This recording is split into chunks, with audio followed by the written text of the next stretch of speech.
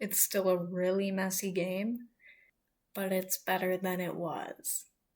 Some of the reporting bugs and glitches are things like clipping and flying cars that aren't the ones that are supposed to fly, T-poses from NPCs, texture glitches, NPC mouths not moving or moving out of sync, characters clipping through surfaces like walls, being unable to progress past the Talk to Victor quest, gravity-defying characters, invisibility, invincibility, all sorts of things. I think the funniest one, though, is the entrance to the city being called Night City. That's Nigth. You get the point. But at least most of them have been fixed. Not all of them. But that raises a really good question. Is Cyberpunk a redemption story or still a work in progress? It's a tricky answer. I think it's pretty easy to say this was a really anticipated game, but it was released really messed up. And to figure out why, you gotta kind of go into the past a bit. So there was a guy named Mike Pondsmith. He created a tabletop game called Cyberpunk 2020, which was based off of William Gibson's books, Neuromancer and Hardwired. And that's where Night City and Cyberpunk really began. All the way back when. Founded by Marcin Iwiński and Michał Kiciński. CD Projekt Red came into fruition in 1994.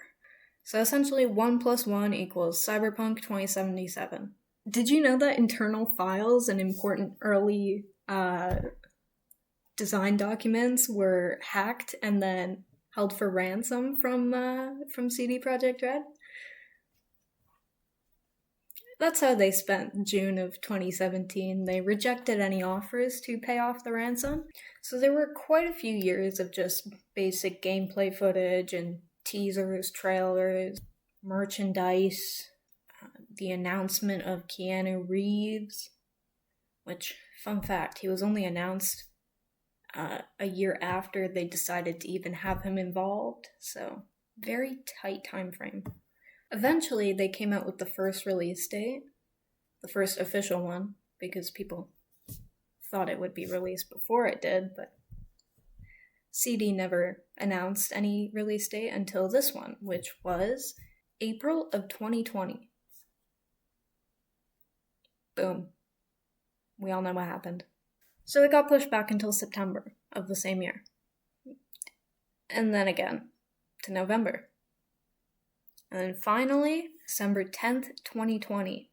After the release, it was just chaos. I mean, Sony pulled the game from their store and refunds were offered pretty much everywhere. And CD Projekt Red was being faced with threats of a suit. Multiple, actually. From their investors and from Berlin.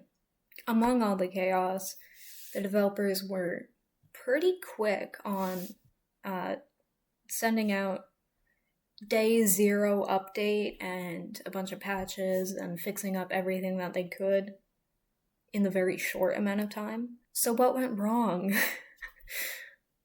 Well, it was released way too early and in a state that wasn't very compatible with consoles, which we're gonna touch on. The developers were also facing constant pressures from investors and stockholders, which made them release it way too early. You know how they got hacked before? They also got hacked in 2021. Just a little fun fact. So how does Cyberpunk even stack up? I'm going to be speaking on my own experience playing the game now. We're going to talk about issues I've encountered in the next. Throughout my entire time playing it, I could really feel the love and the heart that has gone into making the game. Everything visually is astounding. Everything audio is astounding. The story was pretty captivating. I didn't actually finish it. Also in the next part. This is the only game that's really been able to make me feel like it's an actual world rather than just a bunch of NPCs copy-pasted and set around the map that only really serve the purpose to provide you quests. But in Cyberpunk, you can watch people do things that really don't matter, and it's like picking up stuff, going and buying food, and then walking home, And there's like entire conversations. I cannot possibly count on my hands how many different ones I've heard while just walking through the streets. This is really the only game where I've chosen actively not to fast travel because I genuinely enjoy just walking around at a brisk pace and just seeing and listening to the world, and even driving. Just driving around. That was really enjoyable part of it. I personally found the combat system very engaging. My first time around, I played on normal difficulty. My second time around, I played on hard. And while you can cheese some of the bosses, I found it's just way more enjoyable to not. Because they're decently balanced. Like, every boss has its own weakness. You just have to figure it out. Yeah, I found it very enjoyable. I'm not typically a fan of first-person shooter games. I do enjoy Apex, but I'm not always in the mood for it. I found that this game has enough of a balance between you being able to use guns, using knives or katana, like clubs, machetes, all that sort of stuff. So I really enjoyed that. I found that the combat actually made me want to focus and, not just button mash, instead to actually, run around and throw grenades and use kind of everything at my disposal when possible, because it's just way more enjoyable. Now, on the terms of performance, this is where things are going to get a bit more negative. My PC isn't anything fancy. I got it secondhand. I think it's 4 years old now. This game runs fantastically and looks pretty awesome on my dinky little computer. And just for reference, my specs are an Intel Core i5, 16GB RAM, NVIDIA GeForce RTX 2050, I had to read that one out, and operating system is Windows 11, nothing special. Now, for making this video, this was not the first time playing this game. All the gameplay that you're going to see is from my second go at it, because I had a initial save when I first got the game, but the save file got corrupted and just kind of broke my PC every time I tried to open it, so I had to keep restarting and keep trying again. Eventually I gave up, just started a new save, figured I'd make this video alongside some playing. Other than the frustrating bump of losing around 24 hours of play, performance has been really smooth. I haven't experienced dramatic frame rate drops. I haven't seen any screen tearing. Most textures come in pretty quick. Some skin textures take a minute, but that's, I think, more so the fault of my computer. There's no stuttering, everything is smooth, has been smooth, except for the bump in the road, which was losing my game save.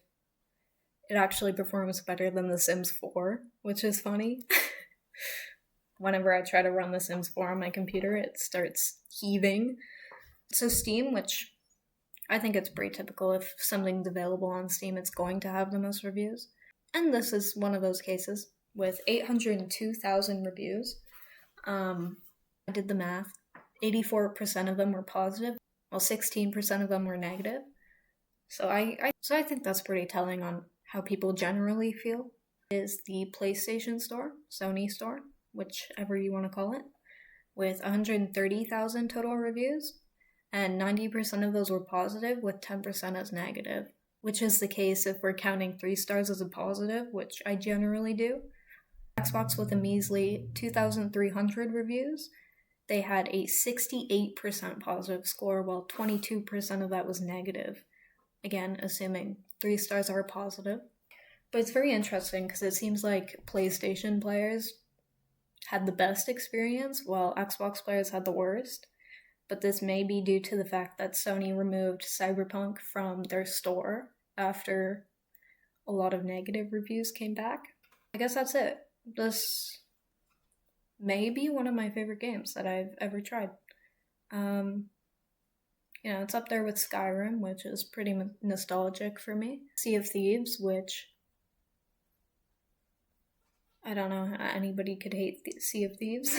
And Minecraft, which is also pretty nostalgic. Okay, enjoy some of the captured footage that I have, that I enjoy some cinematic moments